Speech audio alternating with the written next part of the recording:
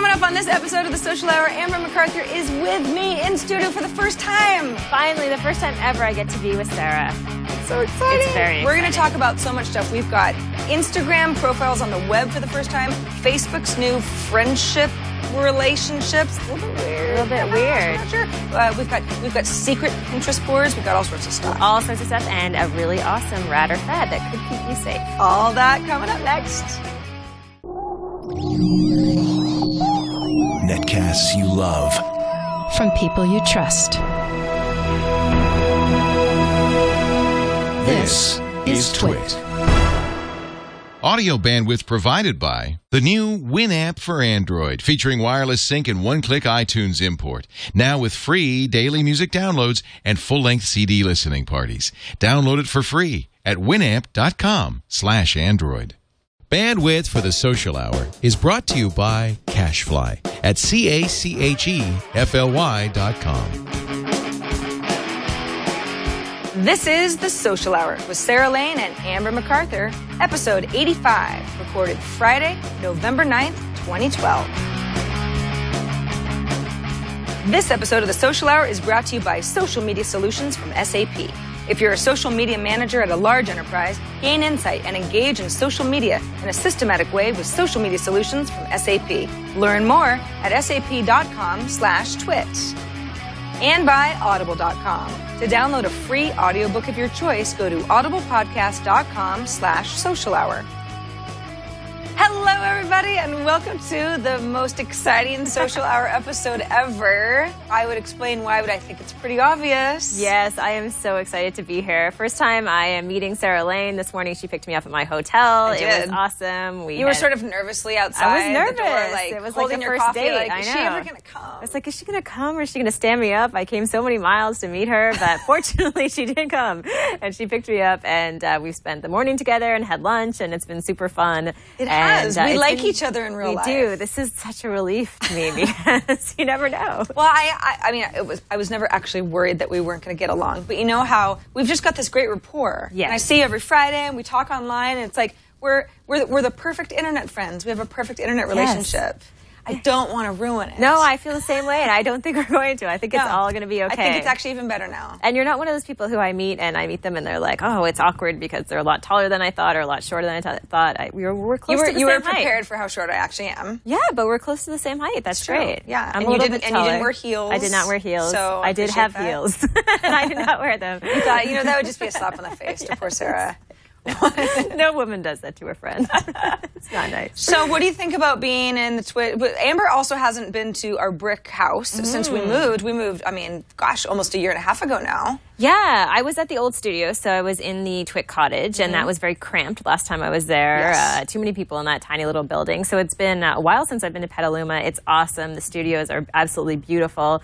I think they look a little bit smaller than I thought, but then I hadn't seen the kitchen and all of the offices in that back space. So we figured out how to cram a lot of people into our really large space here too. It's amazing, and Petaluma is great. Just walking around and lots of little shops and stuff. So it's been super fun. We went and we went to the burrito place. Yeah, Sarah made me eat a burrito that weighs 5 pounds, and now I can't move. You. I know. It's good for you. I know it was healthy. It's protein. It was a lot of protein. And sour cream. Yeah, it was a little heavy. Well, so we've got a Social Hour as usual. It's kind of weird, but it's the same old show that you know and love. Except that Amber is here, and you've been here all week for it's a Fast Company conference. Yeah, right? yeah. I emceed a Fast Company conference that was happening yesterday, Innovation Uncensored, and it was so much fun. There were about 150, 250 people there, and amazing speakers. A different type of conference than I've been to before.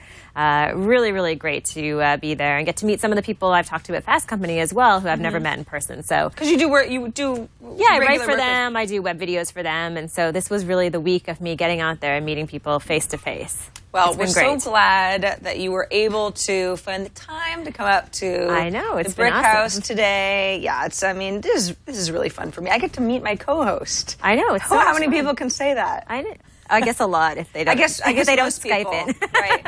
Exactly. Well, okay, so let's get into some of the news of the week because, as usual, it's been quite a week for social news and startups and services and all that good stuff. First one is Amazon's finally debuted web profiles. Now, if Do you mean Instagram? What did I say? Amazon? Yes. Okay. I was like, Amber, you don't seem excited. I was like, You looked at me blankly. It's like, this story is not in the rundown. It is Instagram, not Amazon, because that's isn't different. Amazon on the web? Okay. Yeah, Amazon is on I the feel web. better No, now. Instagram, thank you. It's okay. So if I go to Instagram, I've been looking at so many different profiles that they're all me too. auto-populating. But if I go to Instagram.com/Sarah Lane, that's my account. That's great. And yeah, it's great. It actually rolled out for a few people. I don't know if you got yours right away, but it took a few days. Yeah, it took me a few days, but I did get it, and I have a great little story around this. I actually just this morning sent an email to my dad, and I had sent him a link to my Instagram page, and he was so excited because he said, "Oh, that's awesome! You know, all of these great photos that I've never seen before." Because obviously he's not Instagram and he's not able to share some of these pictures. So he absolutely loved the fact that he could check out all of my Instagram photos for the past couple of years now. So I think it looks great. I think it's really slick. Some people have complained that it looks a lot like Facebook. Facebook owns them, so that kind of makes sense. But I have to say, I do like the layout, and I think it's kind of cool. Who is that, Sarah? Oh, that's my friend Jacob. We were at a boat party, so he put on his flight suit. Oh, is that your Rich Kids of Instagram boat party? That was a different boat party. But yes, I'm on boats a lot lately, it seems like. Amazing. Yes.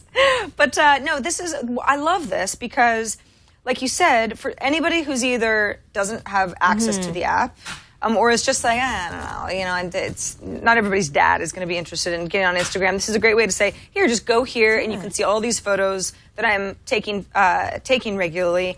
My mom is on Instagram, but it's like, this is the sort of thing where she joined Instagram just so she could look at my photos. She's not actually uploading anything. This is actually a lot more convenient for her. It seems kind of weird that we're getting so excited about this because it seems like it should be such an obvious thing that they should have web profiles since the day that they launched in some ways, right? It's funny. It's like, wow, all of my photos on a page, like an album. Like we had this with Flickr many, many years ago, and yet we're so excited to have it again. But I think with Instagram, because of all the filters and everything, you know, most of my photos look kind of cool. I didn't have that same effect with Flickr. I don't know if you did. Yeah. Flickr was more really of a photo backup. Yes. I mean, to this day, it still kind of is the way that I use it, and I don't use it that often. What's cool is that, so for anybody who goes, well, wait a second. I mean, Sarah, you shared pictures to Instagram months ago, and I could click on that photo and see it on the web. There were permalinks to Instagram photos that we've had access to for some time, and originally it was just the photo, and then they gave us the ability to like or comment from that permalink page, but actually no way to then say, ooh, I like this picture, I wonder what else this person is taking pictures of, to see then the rest of their profile. So this makes a lot of sense to me, and you mentioned some people saying it looks like Facebook. I think it's probably just because that, you know, you kind of got this cover photo thing, even though it's dynamically changing and there's more than one photo up here. I guess I do see that, but Facebook owns Instagram. Yeah, it makes sense. It doesn't look to me like, oh God, now Instagram is just part of Facebook, blah. This is actually just a cool feature that we never had before. So what's not to like? Yeah, no, I like it. I think it's really cool. Our next story also has to do with Instagram. This is an article you found on CNET talking about beyond hashtags. Instagram's next challenge is tackling big data. Obviously a huge issue for them. So many photos have been uploaded, particularly last week because of Hurricane Sandy. We heard about hundreds of thousands of images being uploaded to the service, and yet not a really great way to be able to search and sift through all of those different images. Yeah, that's true. I mean, Kevin Systrom was talking at the GigaOM Roadmap conference, which happened this last Monday in San Francisco. And he was talking about how the amount of hashtags that were tagged either, you know, Sandy or Hurricane or whatever, but obviously all related to that one specific event. They had never seen that many photos come in about anything, at least, you know, on that level in such a short period of time, that it really put into perspective more than ever that Instagram has to figure out a way to sort through this stuff. I mean, hashtags is one way that you can filter, but it's not a perfect system. Yeah. You can't make someone can hashtag whatever they want. In fact, if you were to look at hashtag Sandy on Instagram, inevitably you'd get pictures of people's faces and, you know, somebody you can... It's too much. It's a system that can be, I don't want to say hacked, but it's it's sort of something that someone made up on Twitter a while ago. Yeah, it's just too simple, I think, for the amount of content that they have there. I was thinking about this morning and thinking a really good solution. You're familiar with Etsy, obviously. Yeah. But the way that they do their search on Etsy, they have the most beautiful system to be able to go in and to sift through all of the different crafts that people have done on Etsy. You can search by color, maybe by date, all of this information. It'd be really cool to see Instagram do something like that had filters and all of this other information to be able to go into that database of images and find stuff in a really visually interesting way. And I think Etsy is one of the best services I've seen out there that really takes advantage of a search that is super, super visual. And I would love to see something like that here.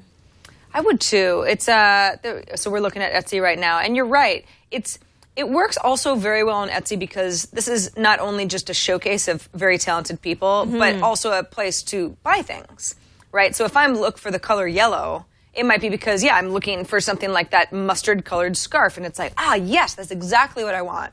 For something like a photo on Instagram, I guess I could be drawing inspiration about something, but the reasons for me to browse Instagram using those same kind of Etsy filters would be different. Yes. I mean, if I was a designer, maybe it'd be the perfect place to go. Yeah, maybe dates, just to add, you need that context to those images. I don't think Instagram ever expected that they would be so successful. And so really when you're trying to get through all of that information, it's really not great. But you know what? I'd argue that Twitter has the same issue. I find search on Twitter to be a total pain, and it doesn't really work that well. There's not a great way to filter the messages coming through. And you can't go back very far in time at all. It's amazing, right? You cannot go back far in time. And then if you have an event like the recent presidential election in the U.S., you all of a sudden, you get bombarded with tweets, and there's no great way to be able to sift through and kind of curate that content. So I think both of those services have a bit of work to do.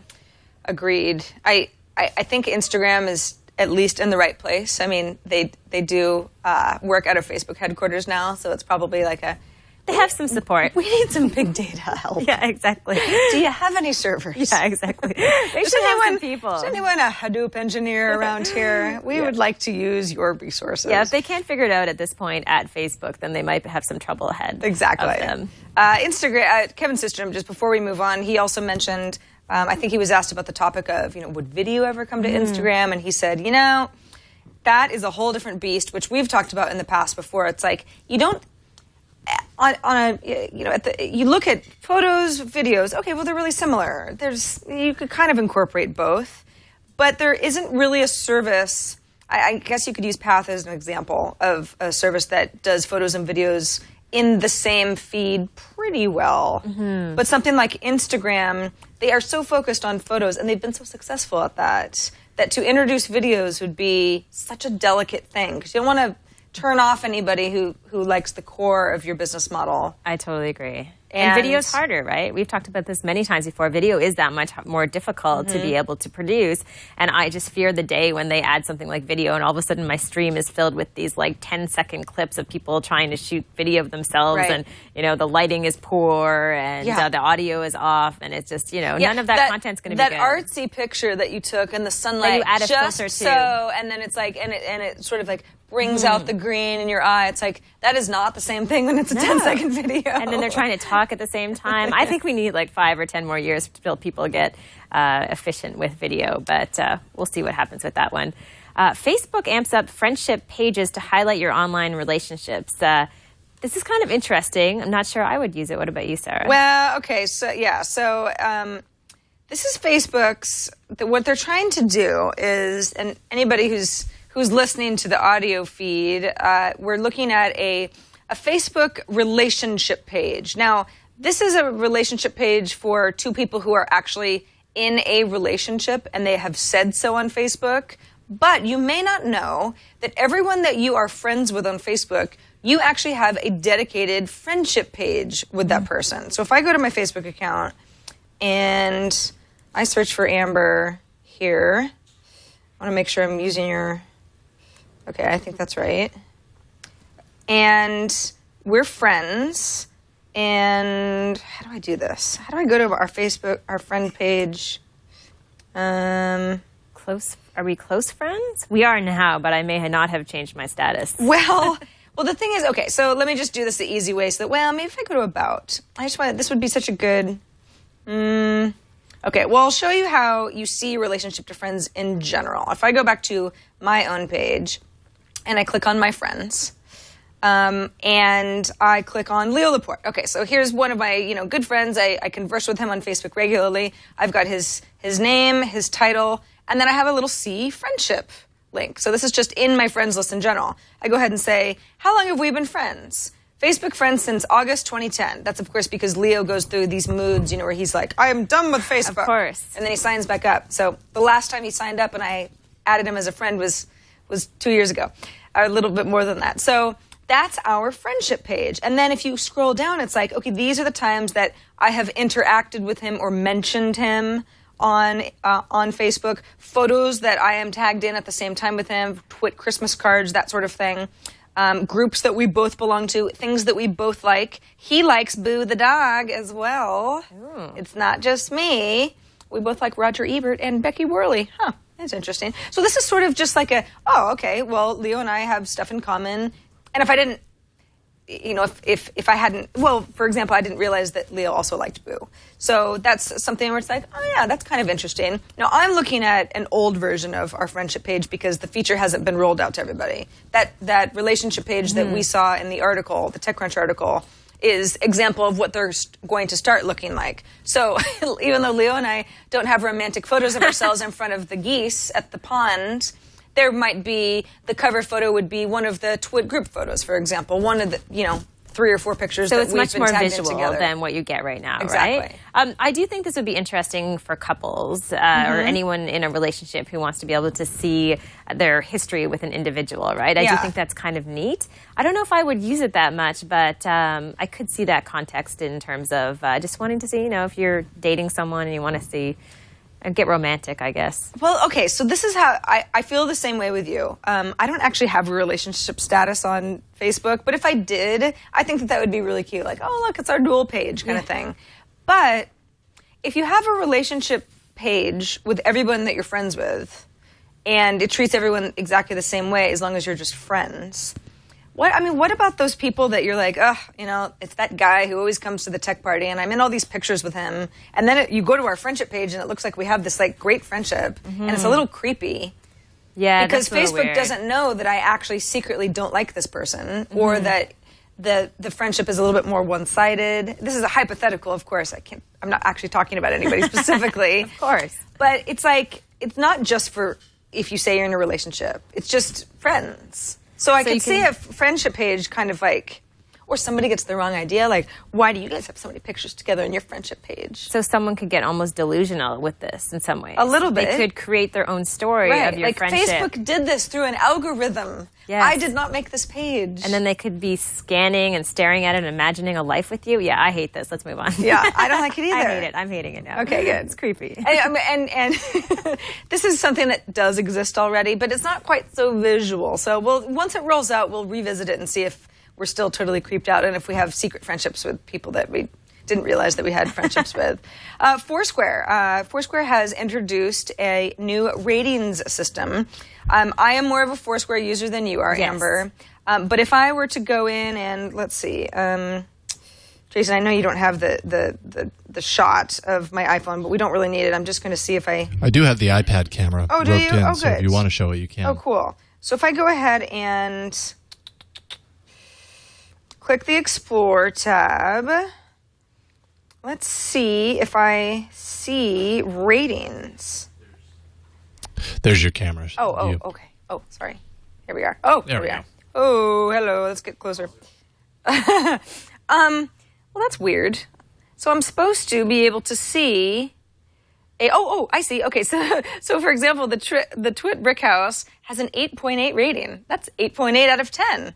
That's a solid B+ based on people that have been here. That's a little bit of a weird example because, of course, this is actually not something that, hopefully people enjoy themselves when they visit us here, but it's not like we're offering food or something that you either say, it's good or bad. Tea Room Cafe has an 8.3 rating. And the reason I'm pointing this out, High Tech Burrito 7.4, so, High Tech Burrito is, a little hit and miss, is that this is Foursquare's way to kind of say, okay, well, Yelp has a really good way for you to quickly look at a venue and say, all right, I mean, in general, is this a popular place? Do people really think it's negative? Do they have bad service? Is this, a car dealership where people are going to be rude to you? That sort of thing. And Foursquare never had that. In fact, I'll go ahead and put this down. One of the things that I've always found limiting about the ability to explore places that are nearby you on Foursquare. So this is not really, I'm checking in somewhere because I want to become mayor of it. This is just I'm in downtown Petaluma, what are the places to eat nearby? That sort of thing, because Foursquare has a lot of that data. The problem would be is that sometimes things would rise to the top because a lot of my friends had been there, but not because a lot of my friends liked it. Yeah. So it's taking data from check-ins, from tips, from comments, all sorts of stuff that people are adding into the huge database that is Foursquare to try to get a sense of, oh, this is a popular place because the cookies are the best. I think this is really Everybody cool. says so. I will say, I've gone on for months now on the show about how I don't use check-in services because I've always felt like there's not a lot of content there. Now, I will say the first time that I saw this, my first reaction was that this is going to kill Yelp. That's all I kept thinking because I feel like visually it's more interesting. It looks really great. The idea that you can do more with the check-ins, but also based on this article, the fact that the information is going to get more powerful and more accurate as time goes on because it will be building and basically they'll be able to use a system to figure out more accurate recommendations and ratings and those type of things. So I think this makes a lot of sense for Foursquare. I think I would maybe start using this more. Well, and I think that the folks at Foursquare understand that there are a lot of people that feel the same way you do, that either say, I don't like the idea of checking in because I don't really like the privacy or the lack of privacy kind of implications. And then, so that's one reason. And then, other people just go like, I don't know, I don't have time, or it feels sort of narcissistic, like I'm checking in, who cares? So I think Foursquare knows that there's still people like me I'm trying to get the mayorship back of my gym. Ron Richards of All About Android is currently the mayor, but whatever, that's a different You're fight. not competitive though, right, No, Sarah? no, I don't care. It doesn't bother me at all. It actually gets me to the gym.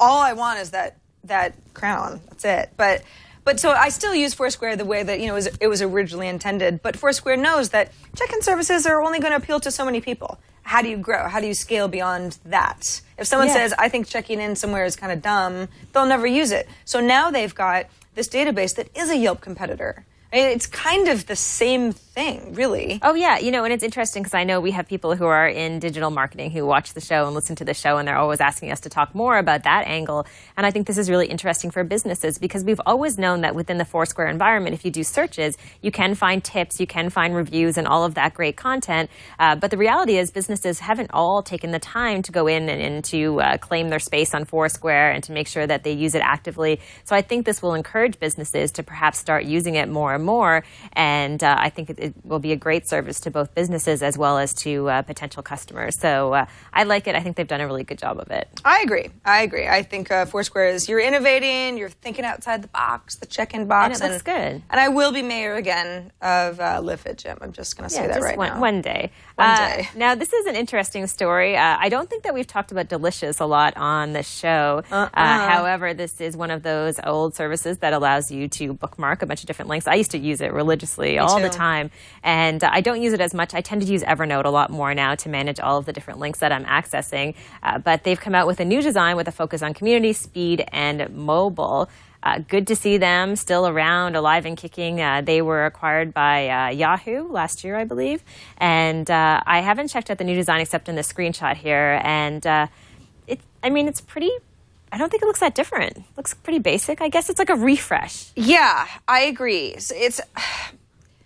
We talked about this on TNT a couple of days ago, and someone made the mention of like, and look at the color combination and this and that, and I was like, that's always been Delicious. that's always been their logo. I mean, that part doesn't look that different to me.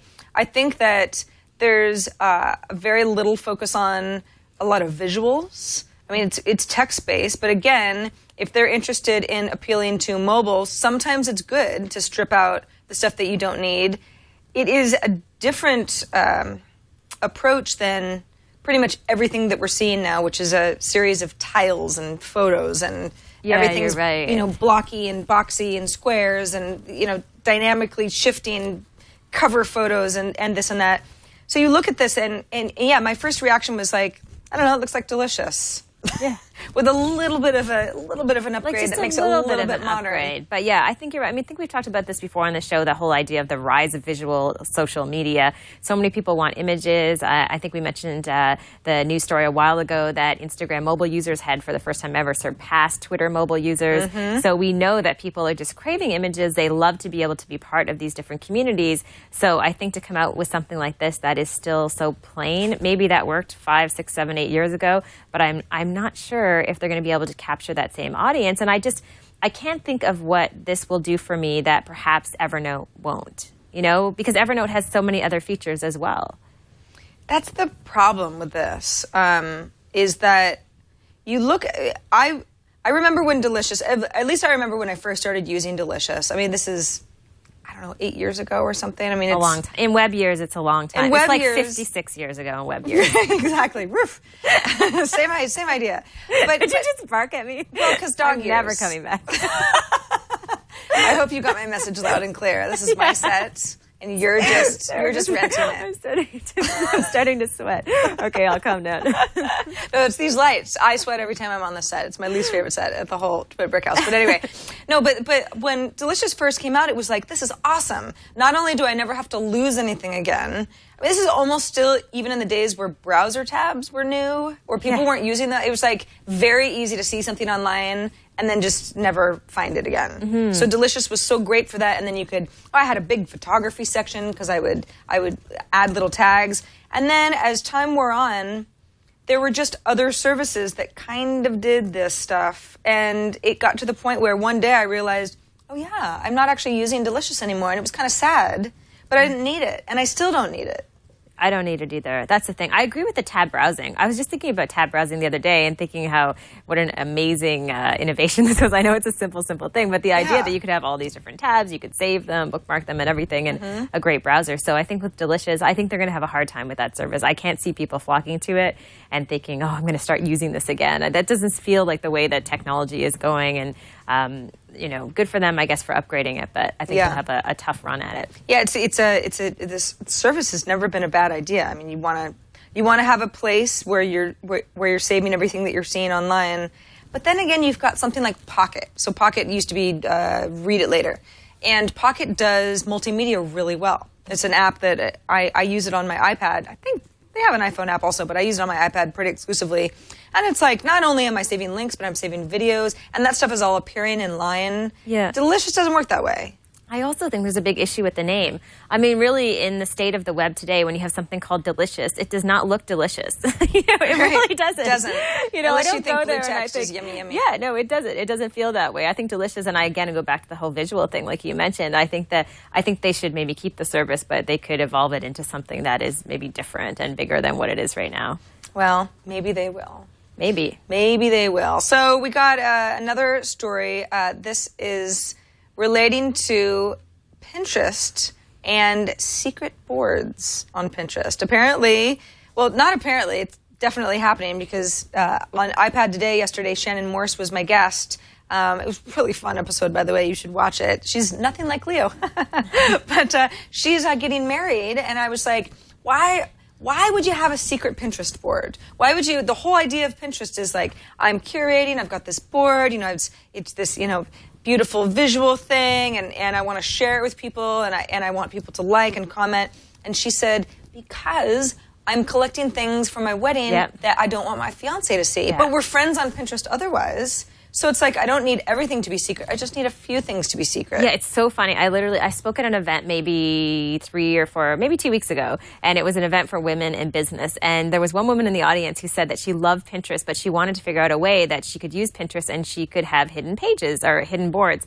And there was nothing at the time, but it was that exact reason. She was planning her wedding. She didn't want everybody to see the different points of inspiration that she had for the wedding. She wanted it to be a surprise, and she wanted to be able to have these boards that were secret. So I think this makes total sense. Not everybody wants to share their inspiration for things that they love or design things that inspire them with everybody in the world. So I think it's a smart move for them. Especially since Pinterest is, whether you have, I don't really have that many friends on Pinterest because I don't really take the time to kind of curate that community there. I save things. Basically, if you look at my Pinterest page, it's like sort of a mishmash of recipes and some artwork, because it's like, again, it's just yet another place to save something so I don't forget it later. I found it on the web type of a thing. But if I was, let's say I was planning a surprise party for you, and I was collecting all of like these pie recipes because I knew you liked pie and it was going to be like a pie theme. Like that would be so much fun. Yeah, surprise! I love it. but something like that where it's like there are certain occasions where you'd go, I want to do this, and I really like the way Pinterest works, but this is one of those occasions where I need it to be away from prying eyes, or share it with a few people. Because I think you can do that on a secret board on Pinterest. Is like I could share with the 10 other people who are throwing the party for Amber. Yeah. That kind of thing. But yeah, I think having circuit boards makes a ton of sense. I think people will really take advantage of this. Even for people who are just starting to use Pinterest and maybe don't really know exactly what they're going to do there and they don't want everything to be out there in the public, I think this is a good way to get started. So I think they'll be really successful with this, and I think it's a smart move for them. I do too. All right, before we move on, quick reminder that you are watching, well, maybe you're not actually. If you're live right now, then it is about 1:40 p.m. Pacific on Friday afternoon, November 9th. But if you're not, you can always watch us live on Fridays. We're live from at 1 p.m. Pacific, 4 p.m. Eastern. Lucky enough to have Amber in studio with us today, but usually she is in her home studio in Toronto, Ontario, and sometimes just in wherever I am. Variety of other places. But now I want to come back here. It's very, very every comfy. Friday. That won't be inconvenient for you. It's fine. I think someone in the chat room already mentioned that I could get a flight for $1,200 out here. So that's just a minor expense every week, Sarah.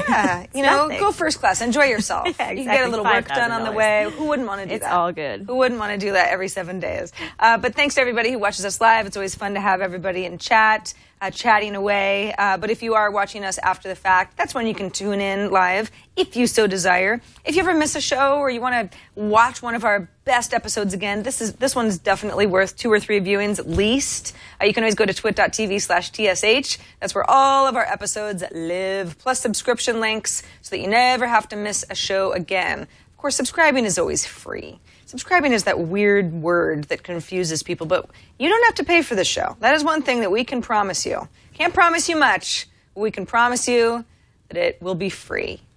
That didn't sound like it's a very compelling show, but I promise you it is.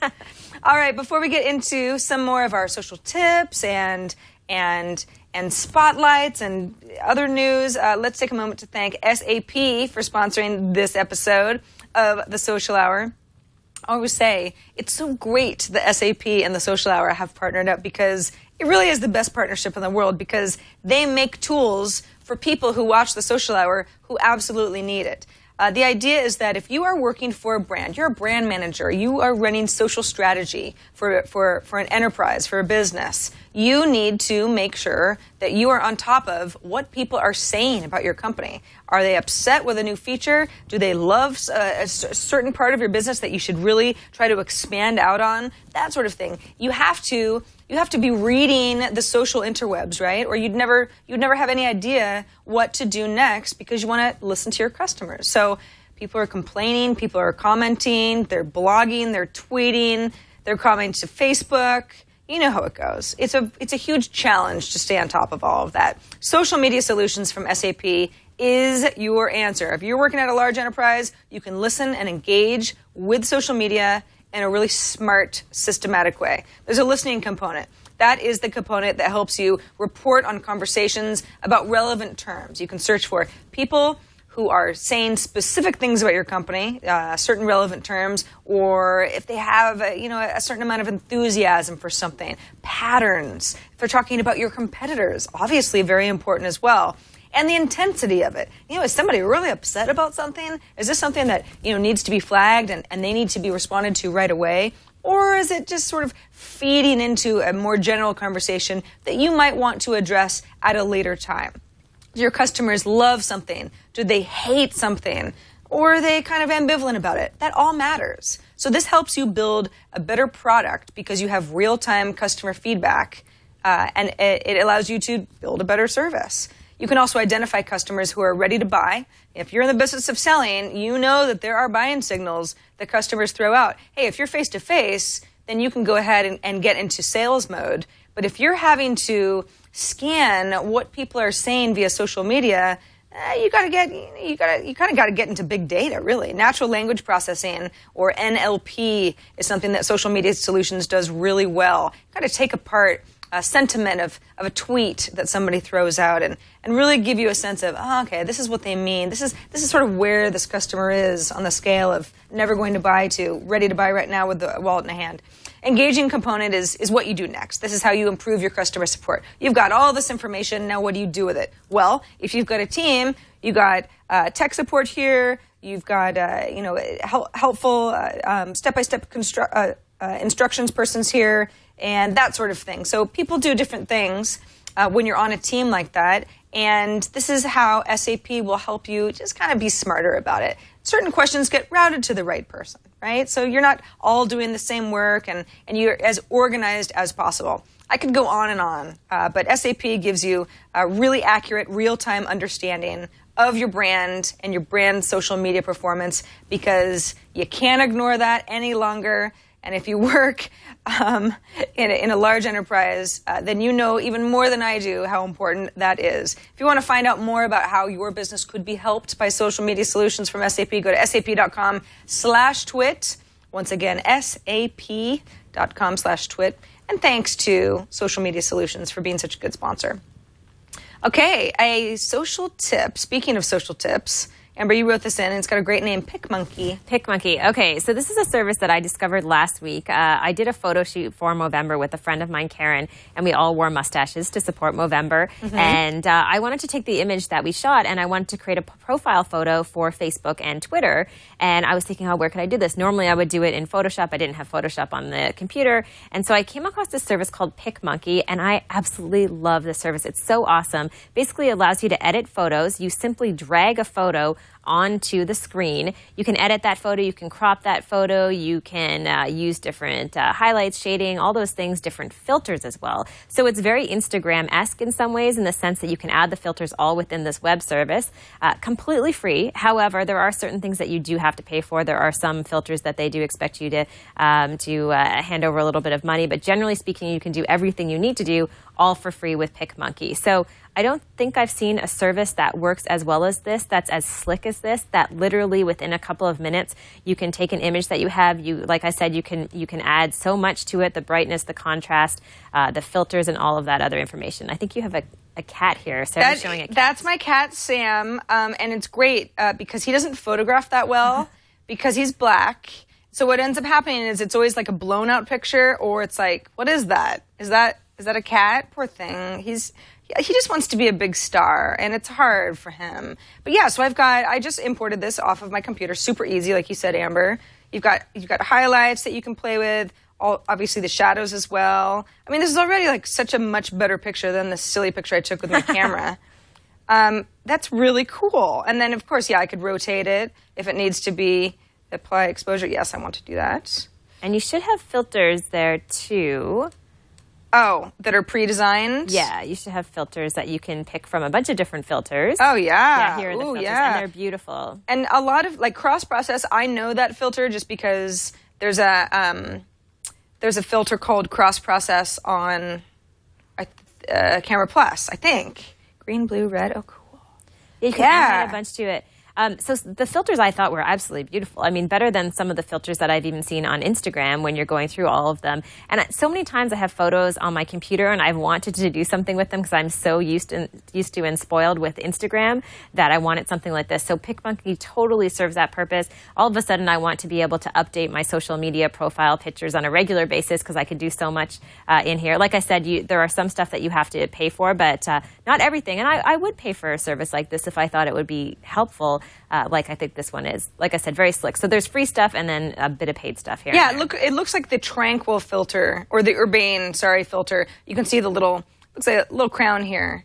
And that's letting me know that that's a free trial that I have. Exactly, and the other ones are totally free. So you have to, if it doesn't have that little crown on top of it, it means that you can use it as much as you want for free. If you're a big fan of Movember, they even have mustaches. Sarah's showing some hearts here, but you can do a lot of fun things with your images. So it's just really cute. I love stuff that has a great experience. Great. And already Sarah's photo of her cat is that much more beautiful than it was. It's adorable. I mean, I feel like I've really made my feelings so much more clear now that I've got Sam in a beautiful cross-processing, tranquil filter and a couple of hearts. No, this is really cool. Yeah, I love this. It's really fun. So again, for people who are going out there, they're maybe into social media marketing or whatever it might be, you want to change profile photos, you want to have some fun with it. There's no reason with this that you can't change your profile photo on a regular basis if you just want to have fun and get festive depending on what season it is and support things like Movember. So I think people will enjoy it. So that's on PicMonkey.com, and of course we'll have the link in our show notes as well. That is such a good pick. I mean,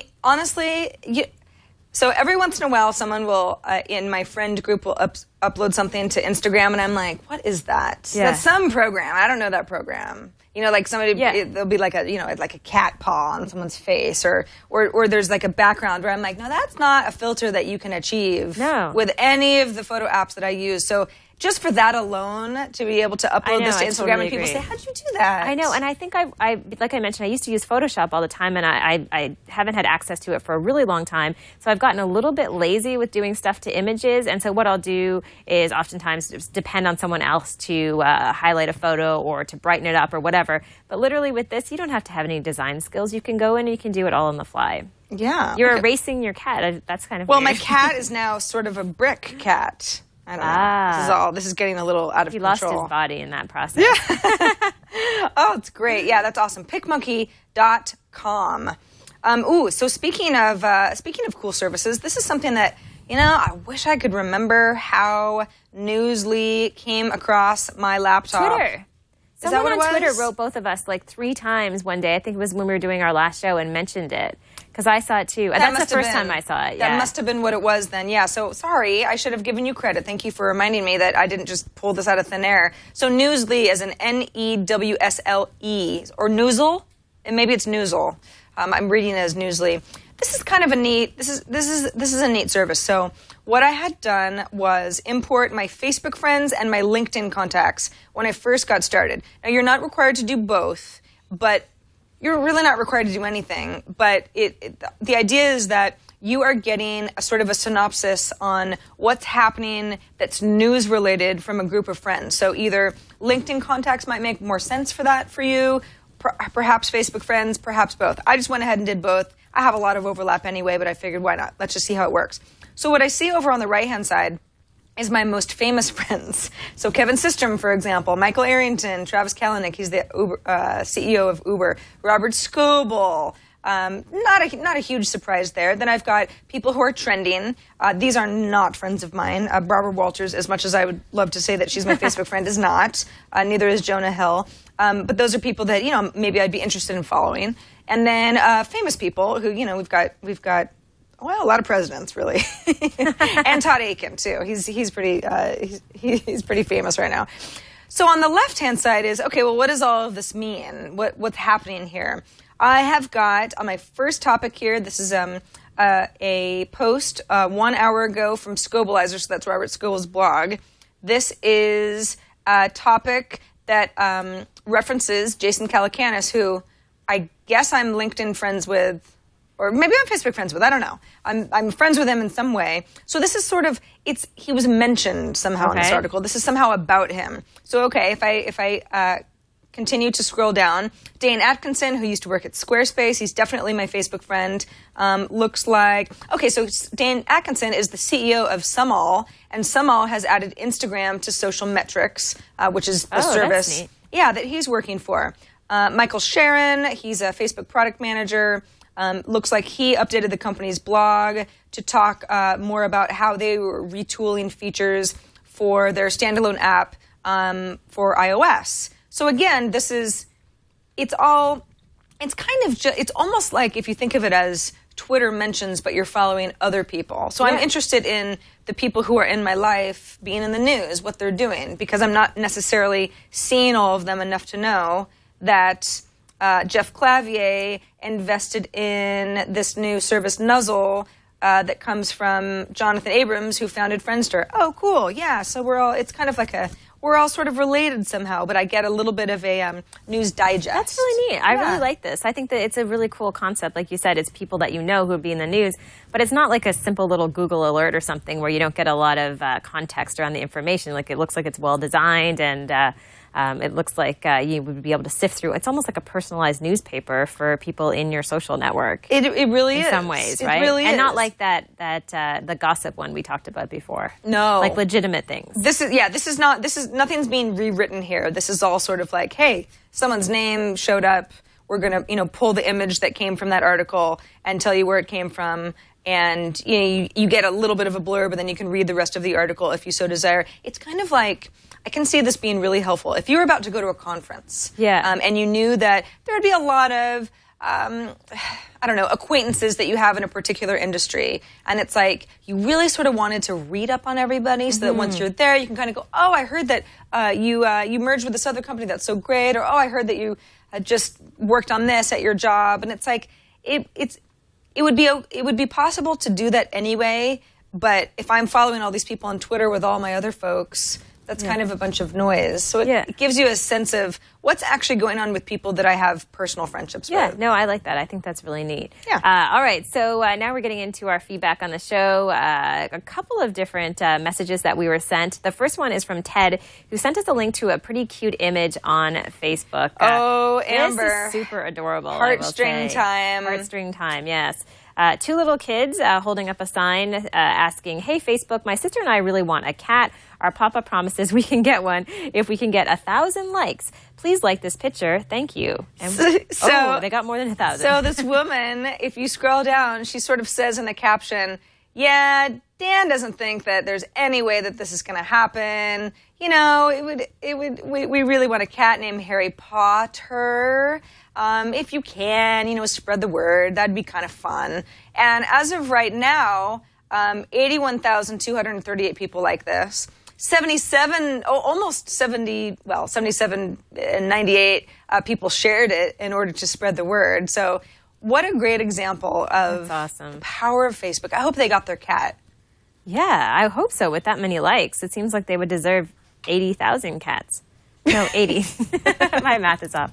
Jet lag. Even 80 is 80 cats. Troubling. No, that's a little much. That's really cute. That's really cute. Thank you so much for that, Ted. I hadn't seen it, so I guess I'm too many people removed from that adorable family that wants Harry Potter the cat. But if anyone is following that lovely family and they start posting pictures of the cat, will you please send me that too? Because I'd like to see what he looks like. That's very cute. Very cute. Got another email from Sherry Sloan. She says, hi, ladies. I've recently been experiencing update stress. I know the feeling. For various reasons, I manage 3 Twitter accounts, 2 Facebook accounts, sometimes Google+. There are possibly more coming. My question, is there a site or app where I can compose one update and checklist the various networks and personalities? If not, is there something close? I'm thinking TweetDeck might be the answer, but I can't quite figure it out. This is a really popular question. We get this a lot. Yeah, definitely. I think this is a pretty common question that we would get on a regular basis. The first service I think of is Hootsuite, which we've talked about before because I think they've added Google+. I think they did a while ago to be able to update. And Facebook as well. And Facebook. So I think that she could do everything that she wants to within Hootsuite. And you can have multiple accounts. You can manage multiple accounts, multiple social networks, all those different things. So off the top of my head, that seems like the most simple, and also it's free. Yes, and Hootsuite has, I believe, certain paid tiers. It does. If you need something that's more business related, and Sherry, you don't mention if this is something that you're just doing on a personal level, or if you're actually managing for companies or you're consulting. So it might be something that you'd want to look into. If you want to pay for a monthly account. But yeah, to use Hootsuite, you're good to go. And yeah, you can see the Google Plus. Logo Foursquare. Is right there. I mean, there's all sorts of stuff that you can manage through Hootsuite. It's funny. I still think of Hootsuite as one of the more successful third-party Twitter clients, which it still is. Yeah. But it's so much more than that. It does so much more. I think the only thing you have to be careful of, as stressful as it is to manage all of these different social networks, and I think we've talked about this before, is that sometimes people get offended if you write the same message on Twitter and Facebook and Google+. Maybe you want to craft a different message for each different social network. And then also we've had so many stories about individuals who have updated accounts by mistake because they're managing more than one, and they put the message out on the wrong account. So you just have to be careful, because that can stress you out even more. I think there are definitely there are a couple different schools of thought. There are people I know who feel that any cross-posting or scheduling service, like Buffer, for example, if you say like, well, I want this tweet to go at 3 a.m. I'm not going to be awake, so I'm just going to go ahead and schedule it. So people, in Europe see it, at a prime time. It's like, that's cheating. That's not authentic, and no one should do that. But I just don't think there's a wrong way to do anything. I don't think so. I hate people who are all like, these are the rules. The reality is that the rules depend on who you are and what you're trying to do out there. There's not one set of rules, despite all the articles I write that are like 5 rules to this. That's a lie. There are many different ways. If I see something on Path and then I see the same photo on Twitter and then I see the same photo on Instagram, it's like, that's not helpful. Well, maybe take the time, and I try to do this, is to craft a different message. Like, I think all of those communities are different, right? Like the LinkedIn community is very different than the Facebook community, than the Instagram community. So it's worth showing, I think, your users in your different communities that you will take the time and the effort to craft something that is special for them. I think you get more of an audience that way than just bursting something out. Although things like, hey, Sarah and I are live now on TWiT, right? That's a simple message. I don't need to rephrase that for a bunch of different networks. Yeah, you watch or you don't watch. Yeah, so Hootsuite, I think that would work for her. I hope so. Yeah, and Sherry, let us know if that does work for you, because I'd love to follow up. And if it doesn't, why not? Or if you found something else in the meantime. Campaign Spotlight of the Week. Speaking of campaigns. Yes. So we've just started doing this over the past few weeks. It's lots of fun because there are so many different social media campaigns that are happening all of the time. This week was no exception. This is a campaign that was launched by Evian. They make water. The most recent social media campaign that they've had that was a huge success, if you remember those rollerblading babies. Remember that video? No. The babies on the rollerblades?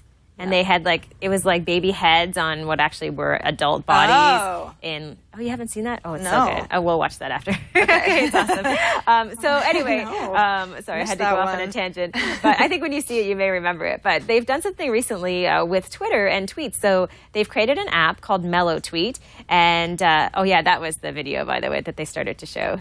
I've never seen this. Are you serious? I'm serious. The Evian roller babies. It is the best video ever, but it's quite old. And they had a lot of success with it. People love this. This is the best, watching Sarah's reaction. I don't understand. But they're not normal-sized people. So the baby heads are real, and the rest of it is CG. My understanding, I think I read about how this was done, is that they got a bunch of babies together, they shot the babies' different expressions, and then they superimposed them on what were actually adults who were dressed in these, I don't know if they were chubby adults. But I mean, that's not an adult body. No, I think there was some part of the rollerblading, maybe they were midgets. I don't know. This is getting so weird. I can't get out of the corner I'm in right now. I want to go back to Skype in my basement. Yes, you're in the hot seat. I'm in the hot seat. You're in the hot. Keep talking, Amber. Okay, so anyway, I don't know how that was done. It's a total mystery to me. I don't know, but I think midgets and I think babies. But anyway, who knows? Hey, maybe please don't take that phrase out of context. That thinking midgets and babies, because it can get weird. Hey, they're all better rollerbladers than I'll ever be. So there you go. So I am, and there was almost 2 million views on that I saw on the YouTube video. Yeah, so clearly I'm hugely successful. An old lady who doesn't know what she's talking about. So now they've come up with a new campaign, the Mellow Tweet app, and this will take your tweets and they'll turn it into a musical experience. Now, when I first read this, I thought, oh, that's kind of interesting. However, I guess the comment at the end of the Mashable article is probably the most relevant in the sense that it's cool that you can turn your timeline into a fun experience, but how does this help the Evian brand? Is this close enough to their brand, or is it just a cool thing and who cares if it has anything to do with water?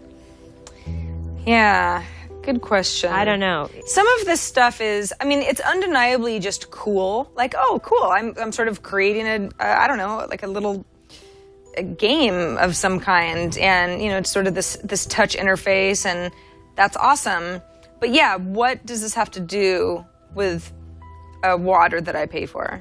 Is it just because now I'll associate Evian with that neat iPad app or touch interface? I don't know. I still think it's cool, yeah, but I'm with you. It's like, is it a good fit? Yeah, I'm not sure it's a good fit. I mean, I think it's kind of a neat concept. Although I feel like I've seen something similar to this before. Maybe not so much a campaign, but I think it's kind of gimmicky. And sometimes when you get things like this that are so gimmicky, it's like you'd use it once and that's it. Yeah. I mean, I'd rather see them come out with an app that was useful and practical and helps you manage something versus something that is just like a fun little keep game. you just saving water or something. I mean, that makes a little bit more sense. These are the sorts of things that I imagine there's a conference room and a bunch of people saying, we really want to capture, what are the kids using? Oh, they're using tablets. Yeah, they like this stuff. They like to create, creation device. And so they come up with something like this, and it's like, wow, that's really awesome. What does it mean? And it's a one-off. Yeah, it's a total one-off. So I'm not sure that I would personally give this a big A+ or anything as far as social media campaigns. I think that it maybe needs some rethinking. Maybe got some headlines, but other than that, it's there's been more impressive stuff out there, like the dancing babies, which I will figure out the story behind that while Sarah comes and does her ad in a little bit. Because now I'm really curious because I've butchered the story. I need to know more about what happened there because I don't know. All right. So just a reminder that we love hearing from you. If you are like, I'd love to talk to you guys. How do I do it? The social hour at twit.tv is our email address. Thanks to everybody who emailed us this week. We always try to feature as many people as possible in our hour. You can also leave a voicemail at 2626-SOCIAL. That's our Google voicemail. So you just leave us a voicemail and type in 2626-SOCIAL, and you'll hear me on the other end.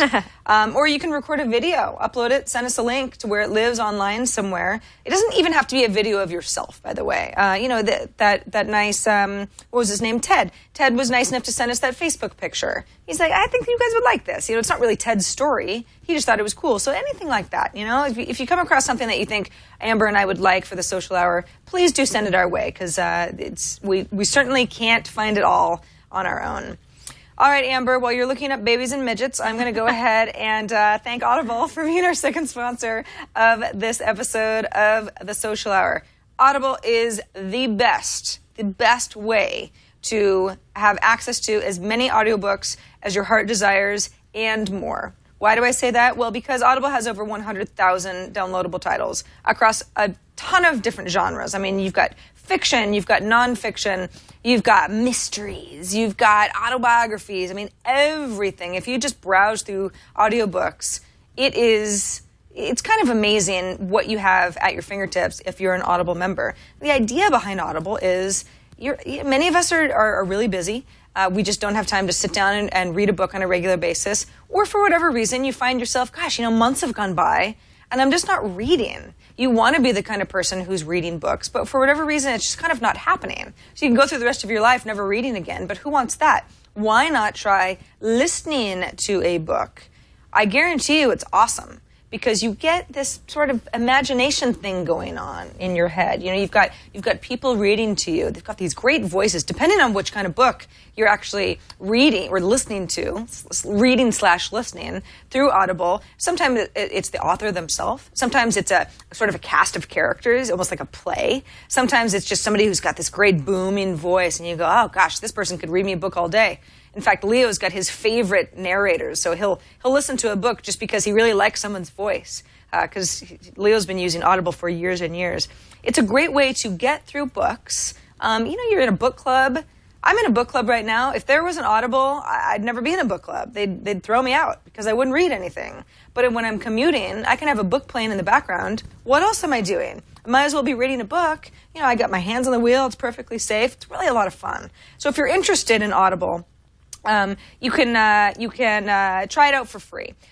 You can. There's, at the end of the week, I'm like, you can sign up for Audible and check it out. And what you do, if you're like, well, I'm just not sure if this is the right thing for me. Am I going to like this? download a free audiobook. If you go to audiblepodcast.com/social hour, Audible will say, well, just try a book out and see if you like the service.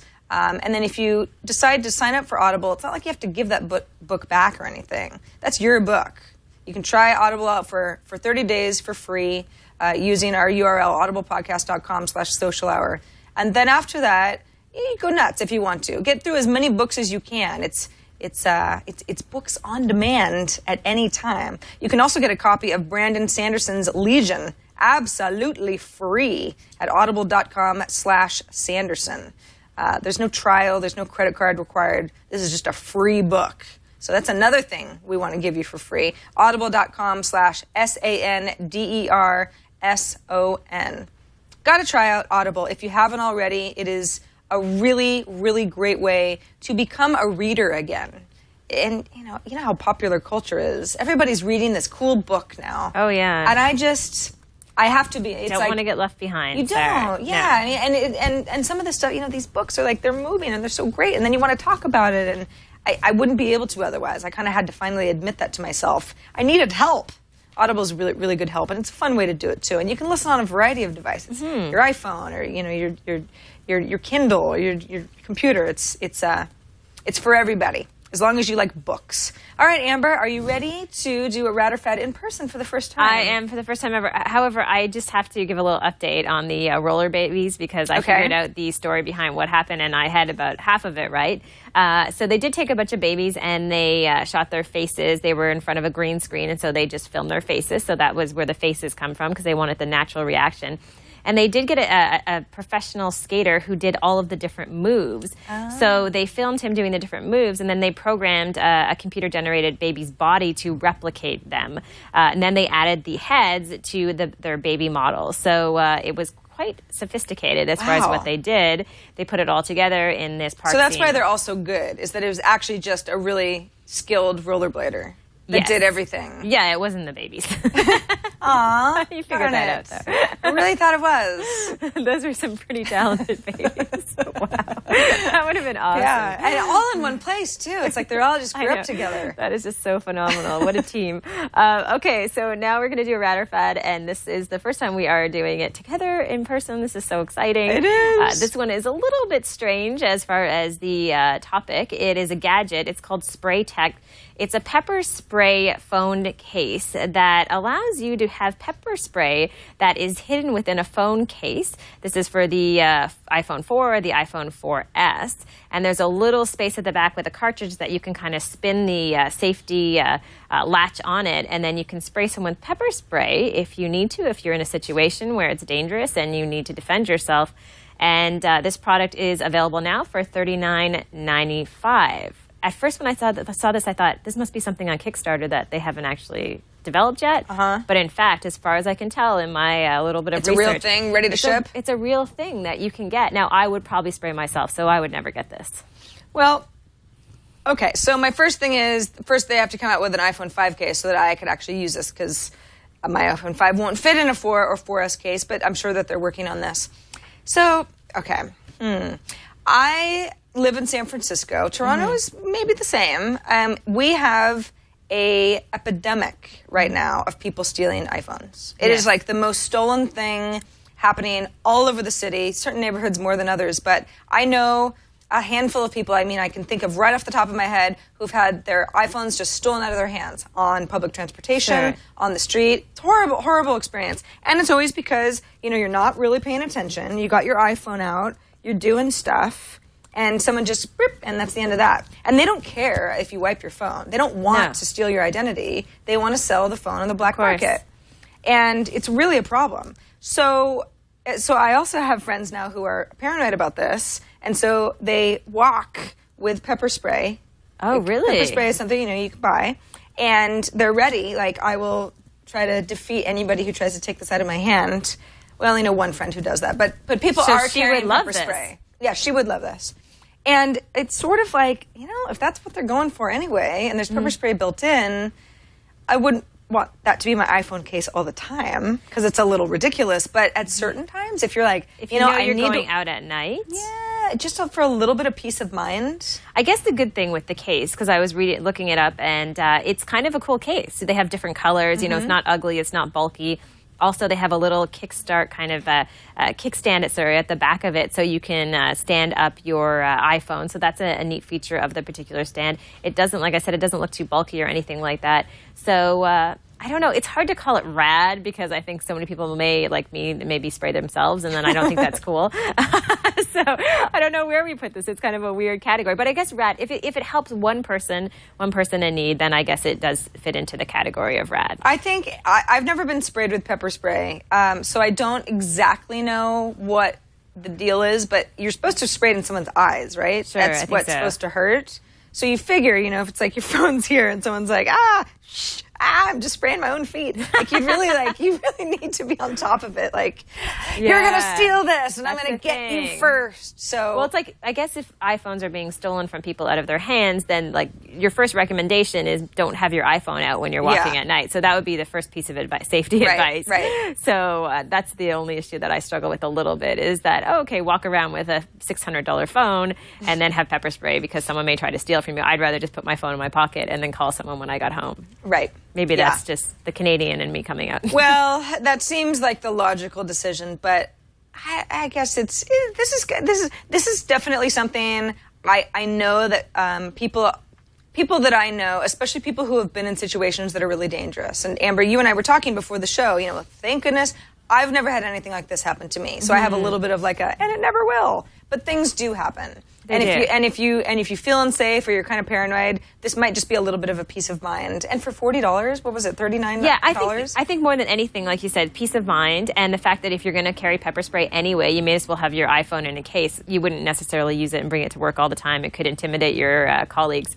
But you can imagine that, like you said, if you're going out to a bar or something, that you use this case, and then you not necessarily walk around with it like this, but maybe you have it on you, and if you feel afraid, you have the option to bring it out. Exactly. So maybe it's coming closer to a rad. Yeah, I think it's rad. I think it's rad for the person who thinks that they will be safer with it. Mm-hmm. It's rad in my book. Yes. You know how to use pepper spray. Now you've got an iPhone case, the perfect one. Yeah. And iPhone cases really are like $40 anyway. So it's not like it's like $200 for something and you feel like they're ripping you off because they're preying on your fear or something. Could be, like that. you know, also if you're dating someone and you're having a bad date and you just put that on the table when you're having dinner and they see the pepper spray, that's kind of intimidating too. Yeah, so you better be nice to me and you better not ask that we go Dutch. Yeah. I have pepper spray. Pointed at you. Watch out. Watch out, buddy. Sorry, if you bark at a guy and then you have your pepper spray, it's over. Oh, yeah. There are all sorts of other ways that I end up ruining first dates. So, yeah, pepper spray, last resort. Okay, well, Amber, I think we've come to the end of our hour. Can you believe it? So sad. I don't want to say that it's better this way because, of course, we do have to go back to our remote show next week because we just don't live anywhere close enough to be able to do it in person. But it was really fun in person. It was really fun, but I was laughing the whole time we were doing the show. I don't know if you noticed, every single time the camera came to me, I was laughing because I was like, this is so weird that we're together. And I'm so happy. Actually, Matthew Ingram, who's come on the show before, he tweeted out just before the show and he said, hey, Sarah, I saw Amber at the airport and she was really excited to meet you. And he's right, because I was like, I'm going to meet Sarah. I'm so excited. And he was like, it's early in the morning. Stop being crazy. Just ran into him. I just ran into him. And I scared him. He thought I was a crazy person because I get off the plane and it was early. And I sometimes get super excited. And then I went up to him and I was like, you're here, like, and I'm lady. Sarah. Yeah, Confusing right now lady. the audio guy at TWiT is like, she's never coming back because I'm screaming in the mic. But that's funny because Matthew is based up in Canada as well. Yes, in Toronto. So here you guys are at SFO. Who like, knew? Why are we both here? Isn't that funny? I know. And you were coming up here to see me, and I know. It all worked out. So yes, this is much more fun, but it's special. So we'll make it happen. It'll be again. special occasions. Yes, it'll be a big occasions. build up. You know, we don't want everybody to get used to this. This is something special during the holidays. Yes, it's our holiday in-person episode on the Social Watch Hour. this over and over and over again. That's right. Yeah, it is the season after all. All right. Reminder: we're live on Fridays, 4 p.m. Eastern, 1 p.m. Pacific. Our website is twit.tv/TSH. Thanks to everybody who watches and listens every week. You guys are the best. If you know somebody who would enjoy the show, or maybe they work in the kind of business that we talk about, let them know that we do the show every Friday, and we're thinking about social all the time. Let's all think about it together. You can also find our show on iTunes as well. Until next week, where things are going to be a little bit more normal. I will be here, and Amber will be back in Toronto. I will. Until then, thanks for watching, everybody. I'm Sarah Lane. And I'm Amber MacArthur, and we'll see you next week.